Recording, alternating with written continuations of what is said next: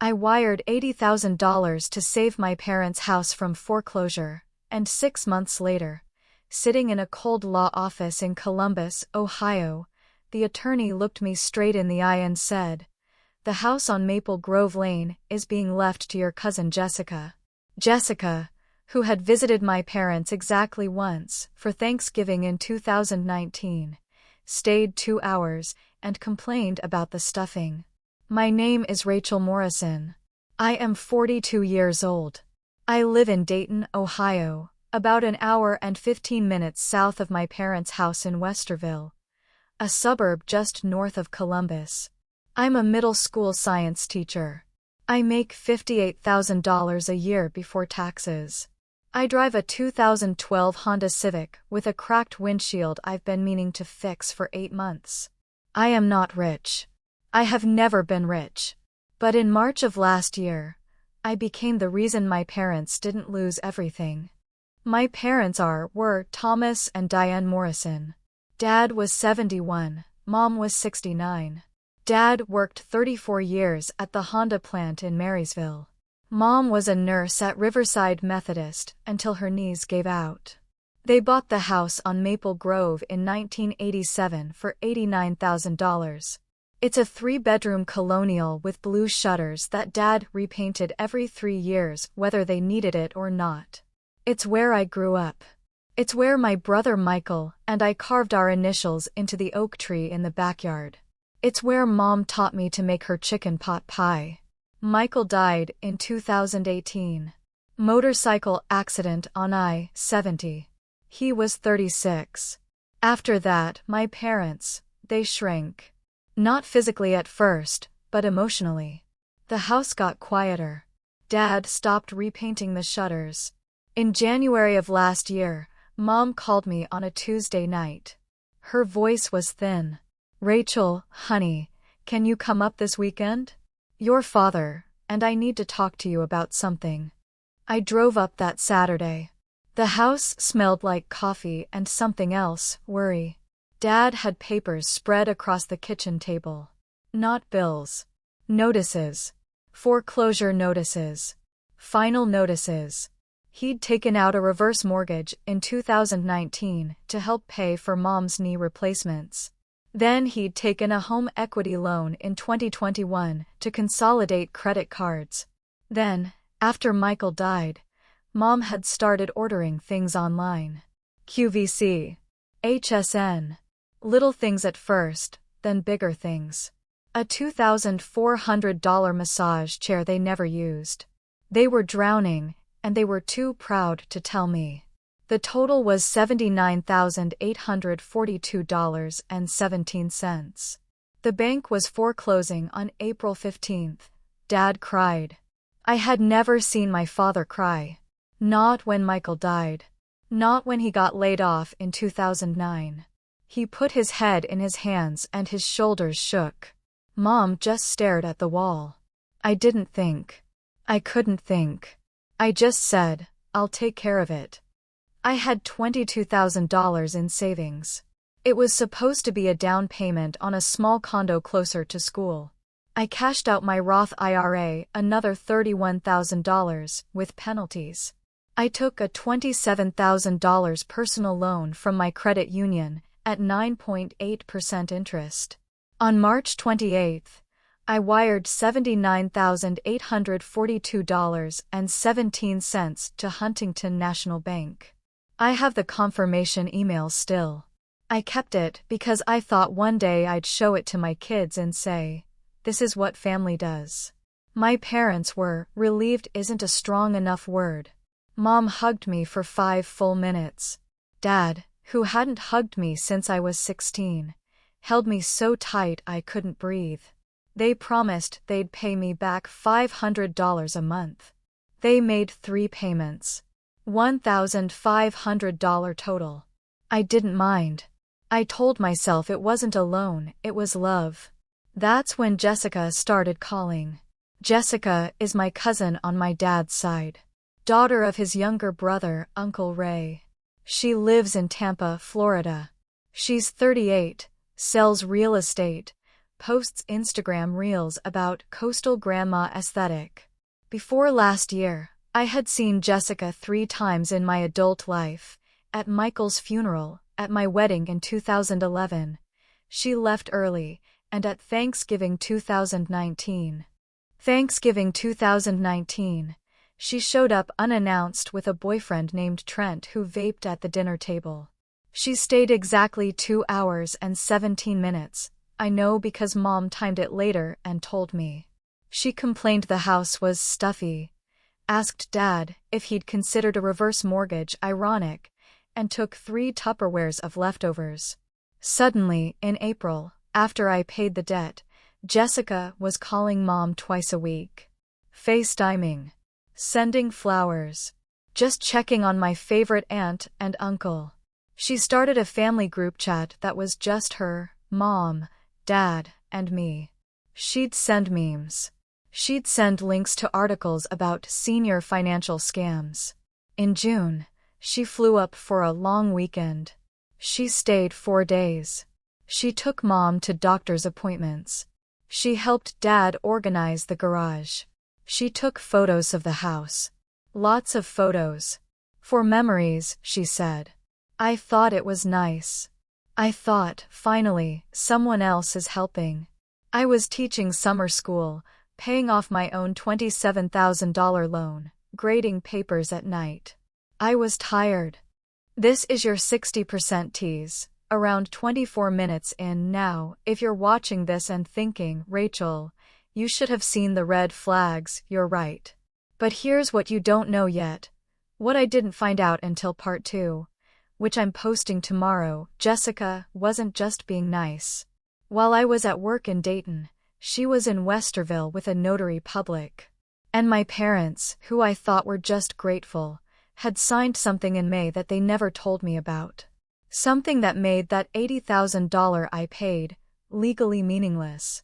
Subscribe right now with the bell on, because tomorrow's video starts with the phone call from the lawyer that changed everything. Mom and Dad seemed happier that summer. Jessica visited again in August. She brought them an iPad and taught them how to video call. She set up their prescriptions on auto refill. Dad called me in early September and said that Jessica is a godsend, Rach. You should call her more. I did call her. Once. It was awkward. She talked about the Tampa market for 12 minutes. On October 14th, a Tuesday, I got the call at 3:47 p.m. during my planning period. It was the Ohio State Highway Patrol. My parents had been driving back from Kroger on Cleveland Avenue. A pickup truck ran a red light. Dad died on impact. Mom died in the ambulance. The funeral was on a rainy Saturday. Jessica flew up, of course. She wore a black dress that looked expensive. She cried loudly.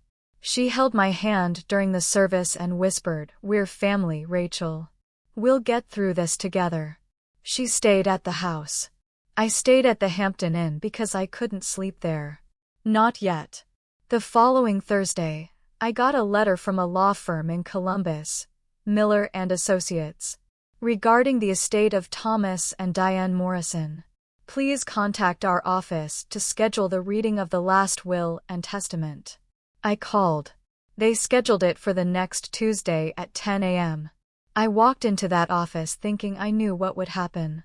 The house was paid off by me. My parents had no other assets except $4,200 in checking and Dad's old truck. I assumed the house would come to me. I would sell it, pay off my $27,000 loan, maybe keep a little for the pain of it all. I wasn't greedy. I just wanted to not be in debt for saving their home. Jessica was already there, in the waiting room, wearing a cream-colored blazer. She smiled at me. "So nervous," she said. The attorney, a man named Mr. Miller, maybe 60, with glasses on a chain, opened a manila folder. He read the standard language. Then he got to the bequests. "To my beloved daughter, Rachel Morrison, I leave the sum of $5,000 and my mother's pearl necklace, with all my love." I blinked. Okay. That was less than I expected, but okay.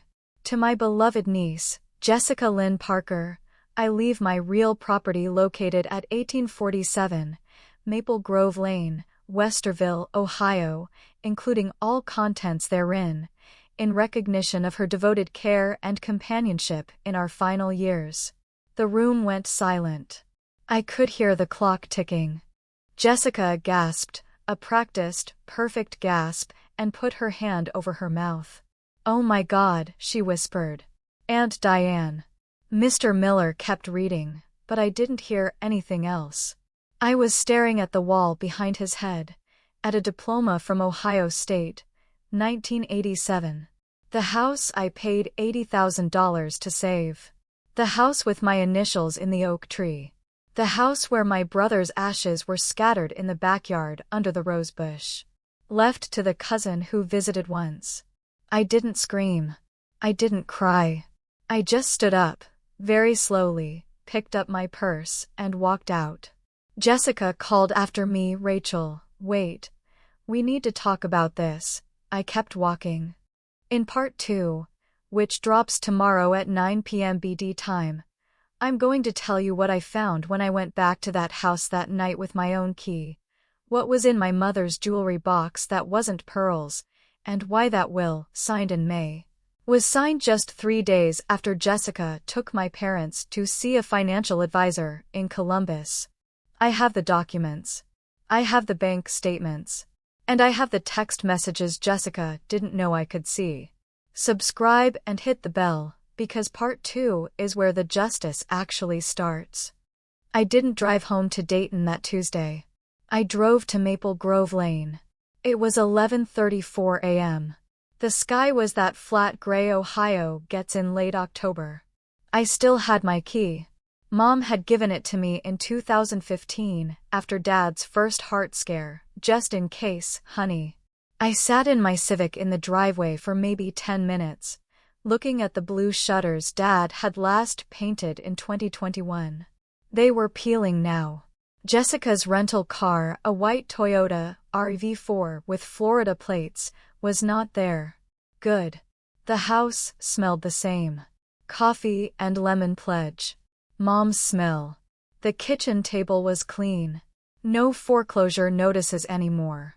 On the refrigerator, held up by a magnet from Cedar Point, was a photo Jessica had printed, her with Mom and Dad at the Franklin Park Conservatory, sometime in August. They were all smiling. Mom looked thin. I wasn't there to reminisce. I was there to understand how two people who cried in my arms in March could sign away their house in May. I went to their bedroom. Mom's jewelry box was on her dresser, a wooden box Dad had bought her on their 30th anniversary in Gatlinburg. I opened it. The pearl necklace was there, in its little velvet pouch. I took it. It was mine now, legally, but underneath it, taped to the bottom of the box with clear packing tape, was a small brass key. Number 447.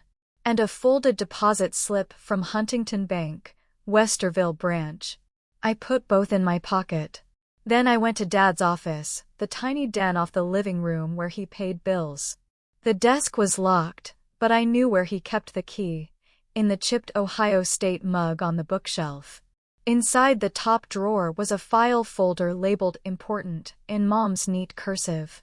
What I found inside made my hands shake so hard I had to sit down. First, a copy of a durable power of attorney signed May 3rd, naming Jessica Lynn Parker as agent for both Thomas and Diane Morrison. Notarized by a woman named Linda Choi in Columbus. Second, a copy of a new will signed May 3rd, same notary. The will Mr. Miller had just read. Third, a printout of an email from Jessica to my parents, dated April 28th, Aunt Diane and Uncle Tom. I found a wonderful elder law attorney who specializes in protecting homes from creditors. Given Rachel's generous loan, we need to make sure the house is protected in case anyone tries to make a claim against it. Can I take you to meet her next Tuesday? My treat for lunch after. Creditors. Anyone tries to make a claim. She meant me. Fourth, bank statements. Mom and Dad's checking account. Starting in June, after the POA, there were withdrawals. $2,500 on June 12, cash. $1,800 on July 3, cash. $3,200 on August 19, transfer to J. Parker. In total, from June to October, $18,700 had left their account. Their entire savings, plus the $1,500 they'd paid me back. I took photos of everything with my phone. My hands were still shaking. I was sitting at Dad's desk when I heard the front door open. "Rachel? Are you here?" "Jessica." She walked into the den holding 2 Starbucks cups. She stopped when she saw the open file drawer. Her face did something complicated: surprise, then calculation, then a soft, practiced sadness. "I thought you might come here," she said, setting the coffee down. "I brought you a latte. I remember you liked lattes at Michael's funeral. I didn't take it. You took $18,000. She sighed, sat in Mom's reading chair like she belonged there. "Rachel, I know you're hurting. This is a lot. But Aunt Diane and Uncle Tom made their wishes very clear. They wanted me to have the house because I was here. I took care of them. You visited twice. I was here emotionally. I called every week. You were busy with your life in Dayton.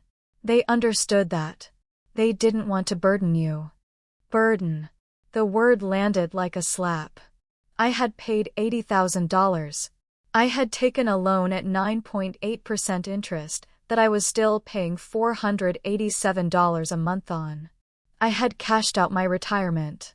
They were confused, Jessica. Mom had early dementia. Dad would have signed anything you put in front of him if you said it was to protect me.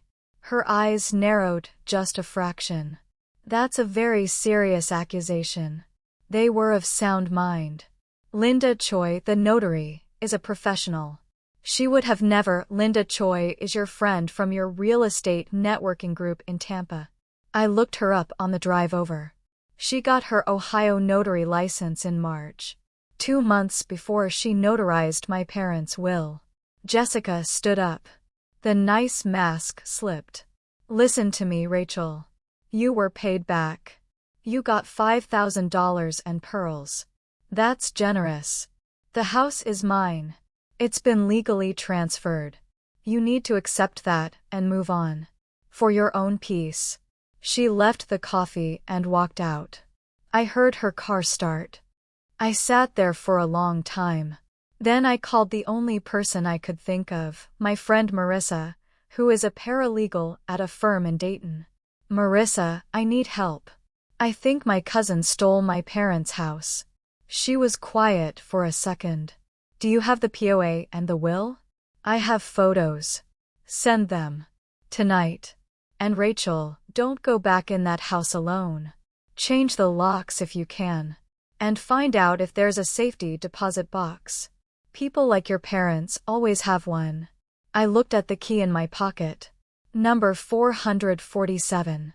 The next morning, Wednesday, I was at Huntington Bank in Westerville when they opened at 9 a.m. I had the key, I had my ID, I had my parents' death certificates, and I had a copy of the will naming me as a beneficiary, which, under Ohio law, gave me standing to inquire. The bank manager, a kind woman named Patricia, took me to the vault. Box 447. Inside was not money. It was not jewelry. It was a stack of papers, held together with a rubber band that snapped when I touched it.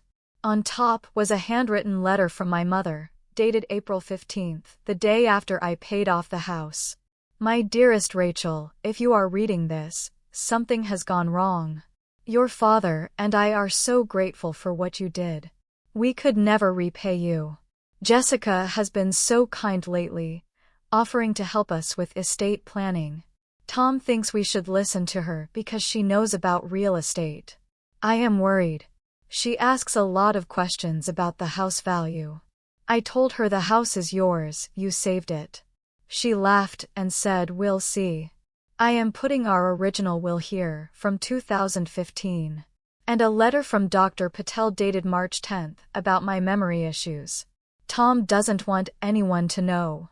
Please forgive us. We love you. Mom." Underneath, the original 2015 will. Leaving everything equally to Michael and me, and if Michael predeceased, all to me.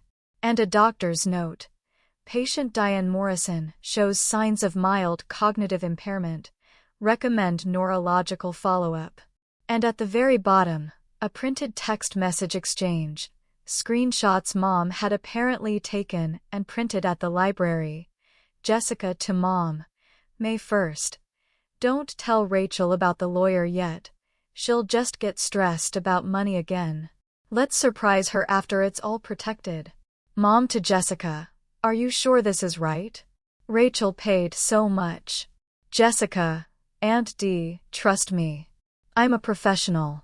This is how we keep the house and the family. I sat in that vault and cried for the first time since the funeral. Not delicate tears. Ugly, gasping sobs. Patricia brought me water and didn't ask questions. I had what I needed. Not just grief, but proof. That afternoon, I hired an attorney. Not Mr. Miller, a litigator named David Chin in Columbus who specializes in elder financial exploitation. I showed him everything. He looked at the POA, the new will, the doctor's note, the bank withdrawals, the timing. Rachel, he said, this is textbook undue influence. Under Ohio Revised Code 2107.76, we can contest this will.